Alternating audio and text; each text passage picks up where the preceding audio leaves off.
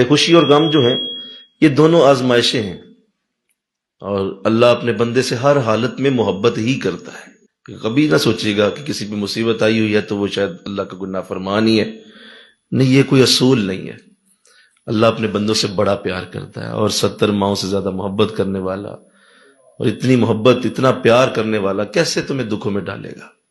اس کا مطلب ظاہر میں وہ مصیبت نظر آ رہی ہے، اصل میں وہ بھی اللہ ہی کا پیار ہے. کئی اللہ مصیبتیں اتار، کاروبار میں مصیبت آ گئی، جسم میں بیماری آ گئی، تو یہ ساری چیزیں اللہ کی طرف سے اگر آتی ہیں تو اس کا مطلب یہ ہوتا ہے کہ وہ بندے کو مصیبت دے کر اس کو اپنی رحمت دینا چاہتا ہے. یہ اس کے رحمت دینے کے انداز ہیں. اور چونکہ ہم اس طرح کی ٹریننگ کے عادی نہیں ہوتے، ہم ذرا آسان پسند زندگی چاہتے ہیں، ایسی زندگی کو توقع میں رکھ کے بیٹھے ہو جو کہ نفس کا ایک بہت بڑا جال ہے. ایسی زندگی اللہ کو پسند ہی نہیں ہے. ایسی اگر پسند ہوتی تو ایسی زندگی میرے نبی کو اللہ عطا فرماتا. بندہ رو رہا ہوتا ہے، یہ میرے ساتھ ہو کیا گیا ہے، یہ مجھے کتنے دکھوں میں ڈال دیا گیا، کتنی پریشانی میں ڈال. اللہ کو پتا ہے کہ میرے بندے کے لیے اس وقت کیا بہتر ہے. تو ایسی اللہ جانتا ہے کہ اس کو بھی میں نے دکھوں میں ڈال کے تو اس کے اندر سے اس کے نفس کی گندگی باہر نکالنی ہے میں نے. اور ہم بندے اس کو سمجھ نہیں پاتے. اللہ کسی خاص چیز کو صبر کروا کے تو بعد میں بڑی نعمت کے اندر بدلنا چاہتا ہے. مزدور ایک مزدوری کر رہا ہے، اگر تو وہ مزدوری کرتے ہوئے اسے پتا ہے کہ یہ سارا دن میں نے یہ ٹوکرے اٹھائے، یہ سارا دن میں نے پسینے بہائے، اور یہ سخت ترین میں نے چپ کر کے یہ سارا دن مزدوری کر لی نا، تو شام کو مجھے اچھے پیسے ملنے والے ہیں.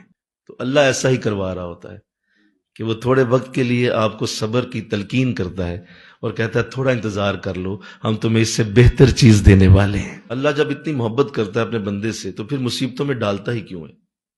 نہ ڈالے. لیکن اسے پتا ہے کہ میرا بندہ اب نمازوں سے، روزوں سے، نیکیوں سے جتنے درجے طے کرنے تھے کر چکا، اب مزید اس کو درجے دینے کے لیے مجھے مصیبتوں میں ڈالنا پڑے گا. اگر اسلام نے ارشاد فرمایا، سنیے، جب اللہ کسی بندے سے محبت کرتا ہے تو اسے مصیبت میں ڈال دیتا ہے. وَلَنَبْلُوَنَّكُمْ بِشَيْءٍ مِّنَ الْخَوْفِ وَالْجُوعِ وَنَقْصٍ مِّنَ الْأَمْوَالِ وَالْأَنفُسِ وَالثَّمَرَاتِ. لہذا وہ اس پہ رہے گا، اور اس نے کبھی اپنے اصول کو تیرے لیے نہیں بدلنا. بزرگ فرماتے ہیں کہ بلا دوست کے ہاتھوں سے ملے تو عطا ہوتی ہے. اگر واقعی اللہ تیرا دوست ہے تو پھر شکوہ نہیں تو کرے گا. کسی نے کیا خوب کہا تھا ایک شاعر نے، ایک ان سے کیا محبت ہو گئی، ساری دنیا سے عداوت ہو گئی. اب جتنا بھی جھڑکو کہاں پھرتا ہے دل، ہو گئی اب تو محبت ہو گئی. حضرت معروف کرخی رحمۃ اللہ علیہ ایک بڑا اچھا جملہ آپ کا ہے. آپ فرماتے ہیں کہ جس کو اپنے یار کی محبت میں دکھوں میں جینا نہیں آیا، وہ محبت کا دعویٰ نہ کرے. تو بے صبری سے مصیبت ٹال تو سکتی نہیں، ہاں تمہارا ثواب ضائع ہو جائے گا. لہذا خاموش ہو جاؤ، اپنا پیٹ ننگا نہ کرو، صرف اللہ سے فریاد کرو، خاموش رہو، چپ رہو. ایسے زبان پہ کلمات نہ آنے دو جو اللہ پسند نہیں کرتا. اسے پتا ہے کہ تجھے کب اس نے نکالنا ہے اس دکھ سے، اس وقت کا انتظار کر لو، وہ تمہیں نکال لے گا.